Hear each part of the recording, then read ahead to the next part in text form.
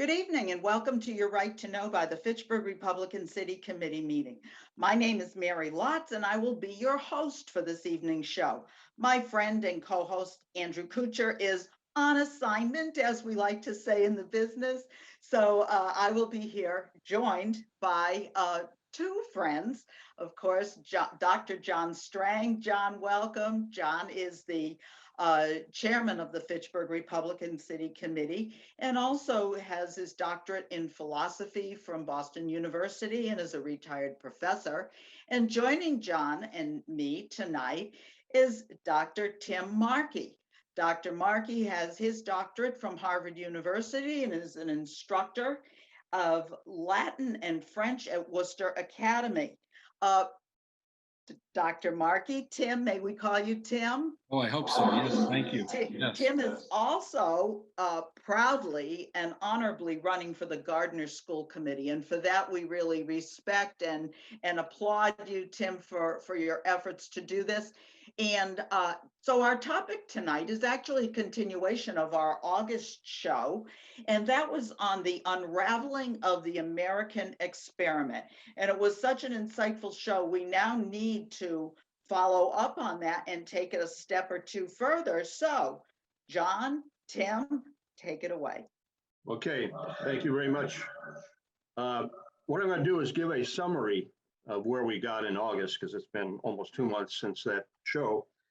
And as Mary just said, the topic here is the threatened unraveling of the American experiment. So this is a summary of our first entry into that. So it's part one. The current threatened unraveling of the American way of life is the outcome of a problem, or maybe two problems, as I see it, that date all the way back to our nation's founding. The first problem is about the nature of happiness. The founding fathers, in their founding documents, most particularly Thomas Jefferson in the Declaration of Independence, left the impression that happiness, well, I should put it this way. Jefferson enunciated that happiness was one of three fundamental human rights, along with life and liberty. The pursuit of happiness was an element in why we declared our independence and founded a new nation. But when it actually came to explaining the nature of happiness, the founding fathers said nothing about that. And in the absence of any discussion of what they meant by happiness, the impression was left and retained through subsequent generations that happiness was nothing other than the pursuit of wealth or materialism. Another issue that was collateral with this was the issue of how ethics was to be learned by American citizens. This actually was not discussed in any length by the founding fathers because the assumption widely held was that ethics was the responsibility of religion, a religious responsibility. And certainly there's no question, but that many of, probably most of the founding fathers were religious, and their religious life was indeed highly significant for them.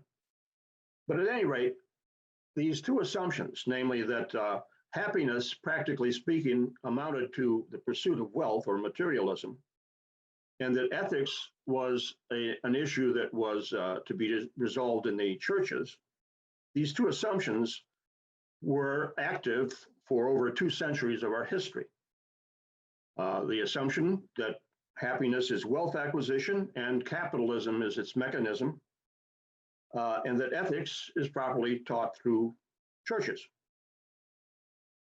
This raises the question, though, what happens when you arrive at a generation of Americans who no longer hold that?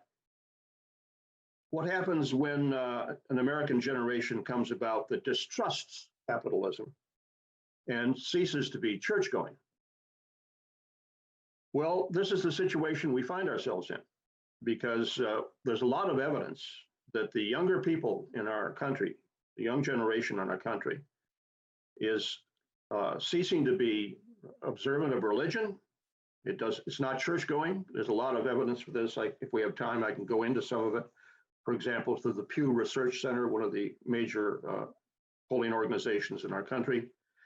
And also this younger generation distrusts capitalism. And there's a lot of statistical evidence for this too. So you have an American young generation, the coming citizens, who are essentially dismissing two of the foundational principles of our way of life.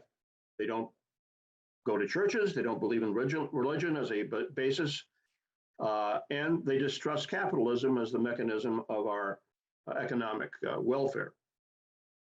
Now, there's incidentally a contradiction here, because while young people distrust capitalism as the mechanism of our economic welfare, they don't distrust wealth. They want wealth, they expect wealth. Indeed, they probably think in many cases they're entitled to it. But they're uncertain that indeed many cases they are opposed to capitalism as being the vehicle of producing that wealth. So there's a contradiction here. Contradictions are not that unusual with the young. They require time to work out the logic, and life requires a certain extension for that to become obvious. Anyway, this is the situation we find ourselves in. The American experiment in self-government is threatened with unraveling because the coming generation doubts two of its foundational elements.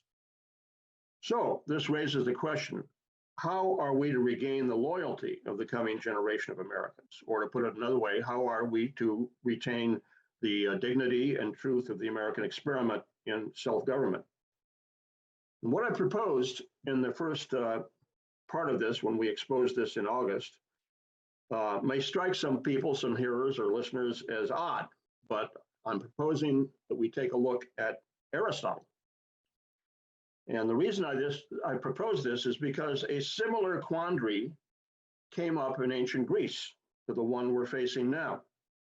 And Aristotle proposed a solution to it. And right off the bat, I wanted to get something out of the way, and that is the notion that Aristotle somehow is irrelevant. Here we are in the year 2021. Aristotle lived in the 4th century BC, so 2,400 years ago. How could he have anything of significance to say to us on this topic? Well, let me just answer to that there's a misconception that because a culture is technologically scientifically advanced and can look at previous ages and say, oh, these were inferior to us in terms of their technology, their knowledge of science, it doesn't follow that this obtains for other areas of knowledge, for example, ethics or art. Consider the following parallel. I assume that the viewers have all, at some point in their lives, gone to some major art museum. You go to an art museum, you'll pass through halls which have artworks from many different stages. You might find, for example, artworks of the Italian Renaissance in one hall, Michelangelo, Da Vinci, and so on. You go to another hall and you find later artists, Rembrandt, and so on. You go to another hall and you find modern artists such as Picasso. So we're talking about different ages here. We would say it's absurd for us to say that because Michelangelo lived 400 or 500 years before Picasso, it follows that Picasso was 400 or 500 years more advanced than Michelangelo. That would be a ridiculous proposition, and everyone recognizes this. The same is true for ethics. Because Immanuel Kant lived in the 18th century, it doesn't follow that some teacher of ethics today is somehow superior to Kant. Or because Aristotle lived in the 4th century BC, it doesn't follow that somehow he's retrograde. Ethics, art, these are not affected by these changes in technological knowledge. So that's going to be my plea for why I'm bringing in Aristotle. But a more practical reason is, as I said, Aristotle in his ancient Greece, and at his point in ancient Greece, faced a similar quandary. That is to say, what is the real purpose of citizenship? Is it, as the American founding fathers by default inferred, the acquisition of personal wealth? Or is it something other? And Aristotle, at the beginning of his Ethics, poses the question, well, what is the goal of humanity? What is the telos, the aim of being a human being? And he says it is eventually, he says it is what is called the good for man, or happiness, eudaimonia in Greek. what is unique about Aristotle, from our perspective, is that he does not say that, oh, your religious authorities, they didn't really have what we call churches in his time in Greece. Your religious authorities are going to teach you ethics. That's not how it worked for them. What he said was that you learn ethics by your political life, in your political life, the life of a citizen. And of course, this is the life of free men in these Greek city-states. So Aristotle, working from key elements in Greek history, because there's also a background to why he advanced this solution, he essentially proposed that happiness is to be understood as the achievement of civic excellence. This means that individuals, citizens, strive to be the best they can be, and they will be happy. You won't be happy because you make a lot of money. You won't be happy because you enjoy a pleasurable life. You won't be happy even, he says, if you are honored, because he says honor depends upon those who give it, not upon those who receive it. You'll be happy if you strive for excellence and the highest excellence. So he has this definition early in his ethics, that the activity of the soul in accordance with excellence, and if there are many excellences, in accordance with the best and most perfect, and lasting a lifetime. This must be happiness. Happiness is not something that differs from person to person. It is the achievement of a highest state of excellence that is incumbent upon each citizen. Now, when Aristotle proposed this solution, he wasn't bringing it up out of nowhere. He had a long background, centuries, in fact, of Greek conceptions of excellence. And these trace ultimately to what is known as, the Olympic Games and the other games. The games were the means by which individuals proved their excellence in an athletic sense. And they did so by means of competition. So let me conclude. Today's American youth may distrust capitalism and decline to attend church, but they still respect athletic excellence. And what I'm saying is that this respect that they have for athletic excellence can be seen as a foretaste of respect for civic excellence. So that if the commitment to religion has fallen away, if the commitment to capitalism seems to have fallen away, we at least have this foundation of respect for excellence in competition. And I'll conclude it and let Dr. Markey take over if you have anything to say there.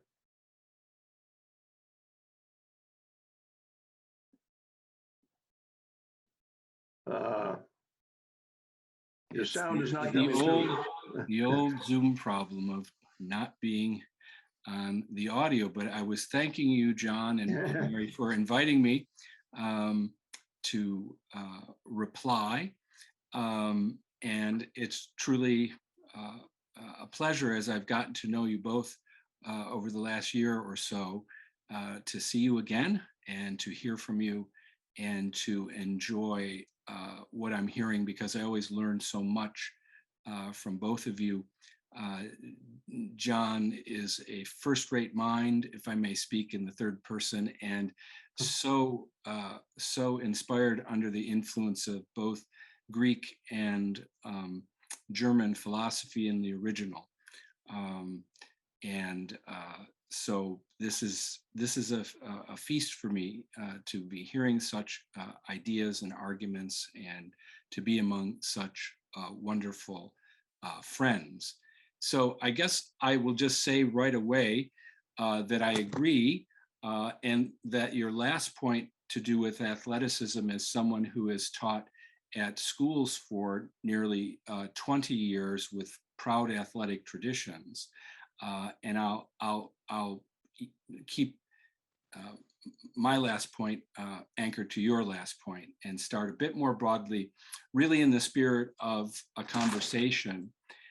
I agree with you, John, wholeheartedly in your historical approach to our American founding, which understands the Declaration of Independence and the Constitution as complementary to one another.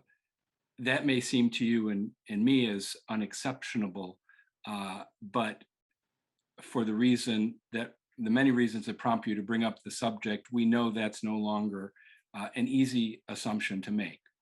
The two titles, Declaration and Constitution, say a lot and shed mutual interpenetrating light. But I'd love to start my reply by speaking briefly about just the Constitution, with a few reasons that I can relate to you and our viewers from my work and family, because the Constitution is very much something brought home to me, as I'm sure to countless others over hundreds of years.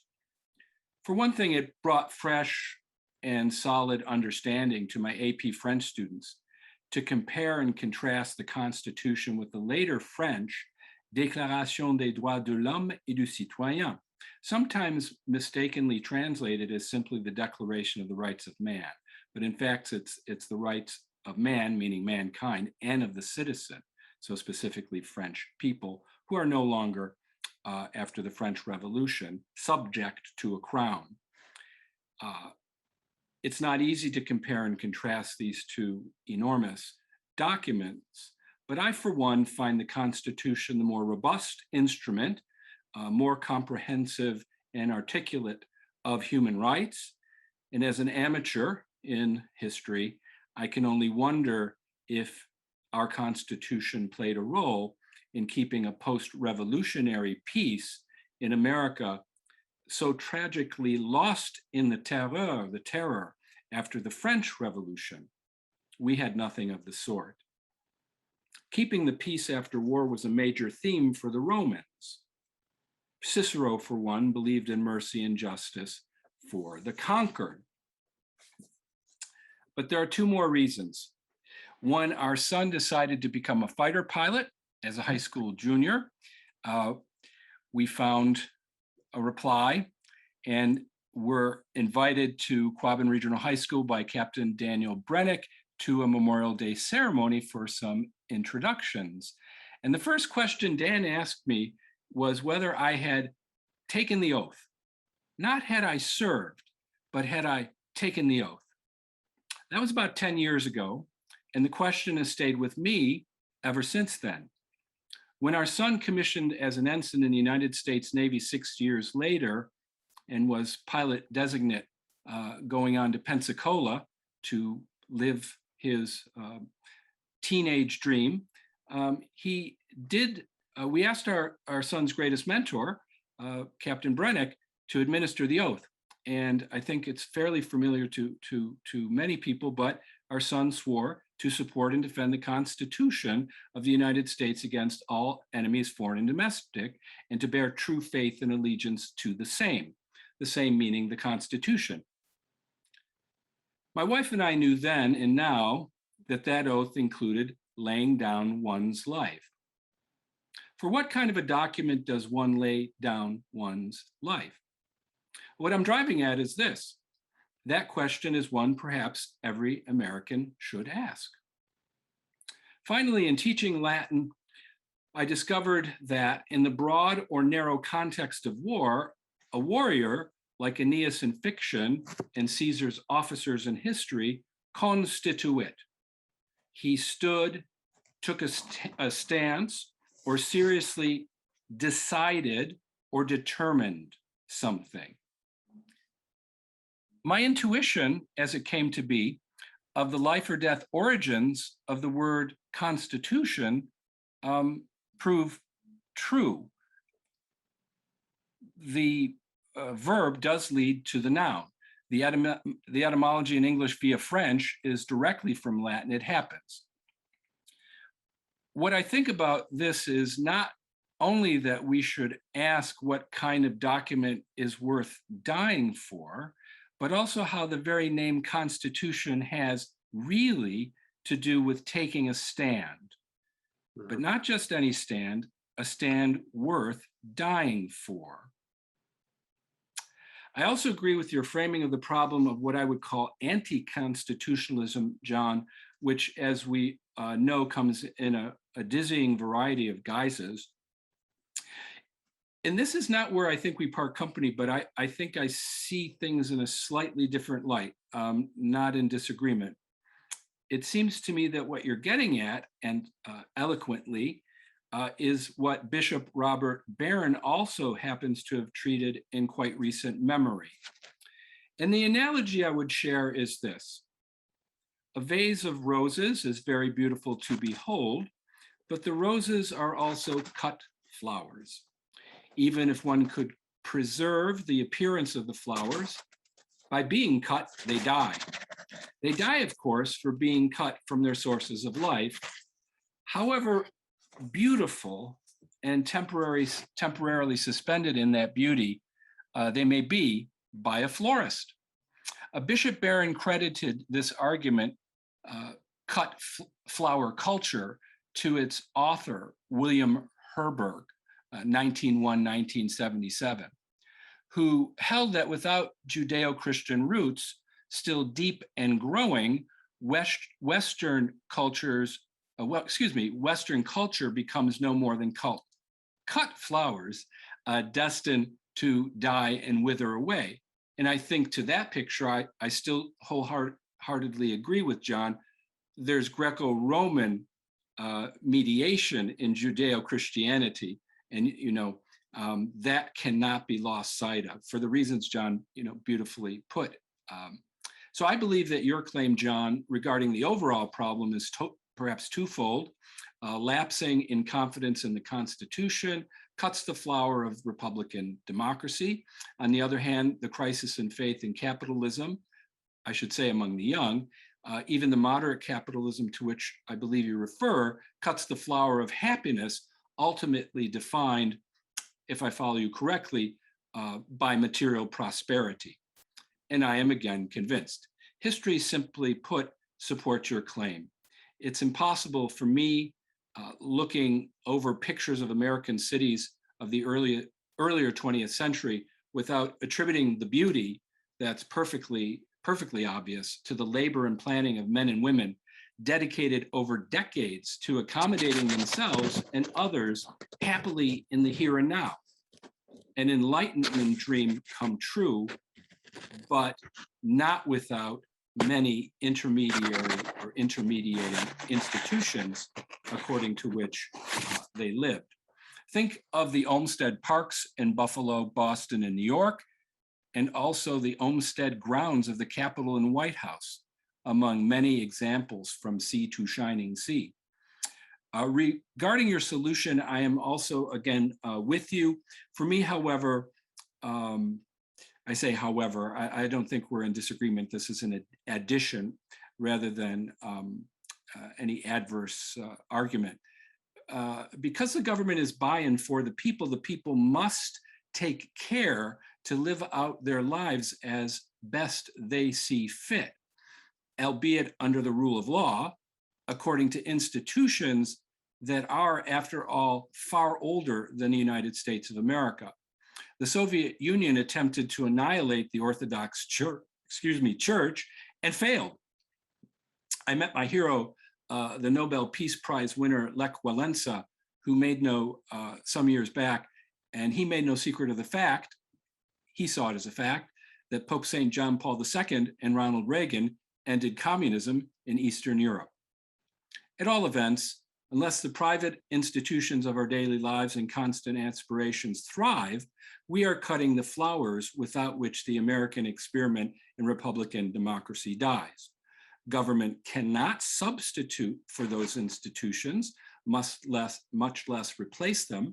It can protect and complement them, and should, and at various times, obviously it has. As a teacher and reader of Aristotle, I, of course, want to praise your approach and solution.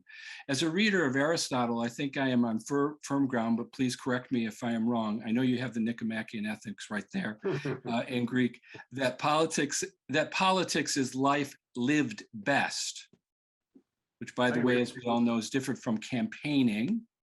Right. Beginning with family and friends.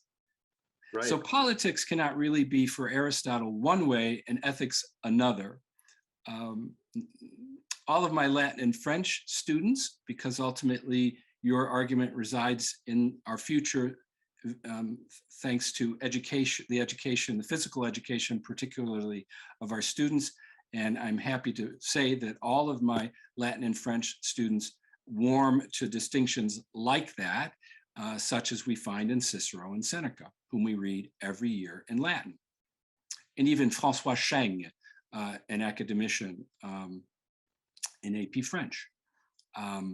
As for athletics, I've taught at schools, as I think I mentioned earlier, and I do now with first-rate athletic traditions, and I'm a total fan when I attend games at WA. I have to restrain myself. It's amazingly moving to see teams work together as a team to achieve their best to win. So I think you found a natural and necessary end to a better future. As they do work together as a team to achieve their best to win, they follow the rules on the proverbial level playing field. We expect sportsmanship from athletes, which includes fair play, just as we expect an orchestra to play in concert from the same time, tempo, rhythm, and key, always in tune.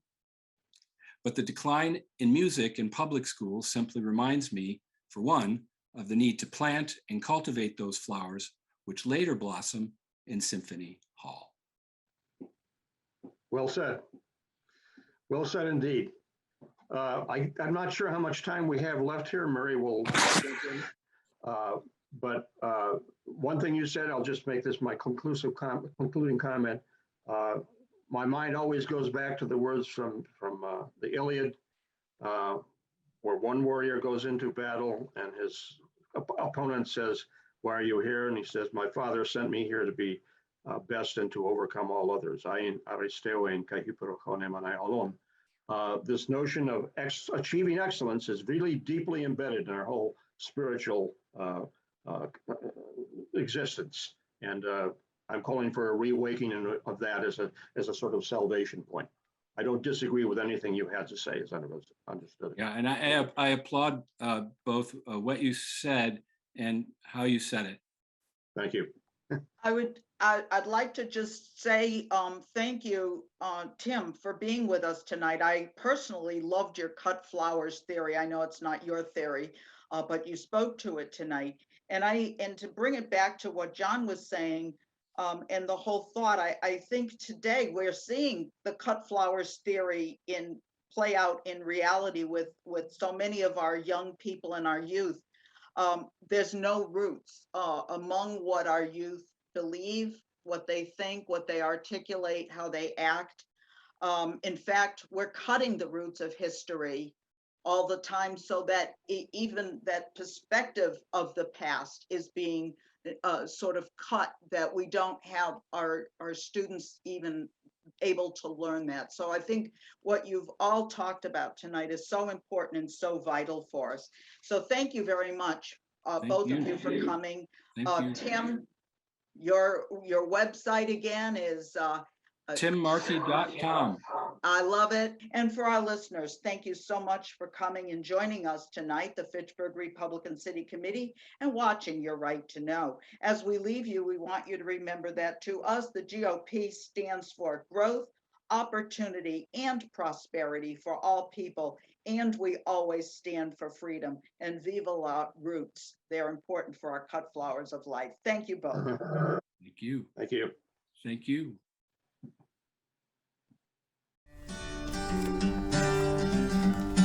America, we stand for freedom. So let us all unite to yearn and strive for our republic that reflects our values, that preserves our rights, and goes forth in power and might, that reflects our values and preserves our rights, and goes forth in power and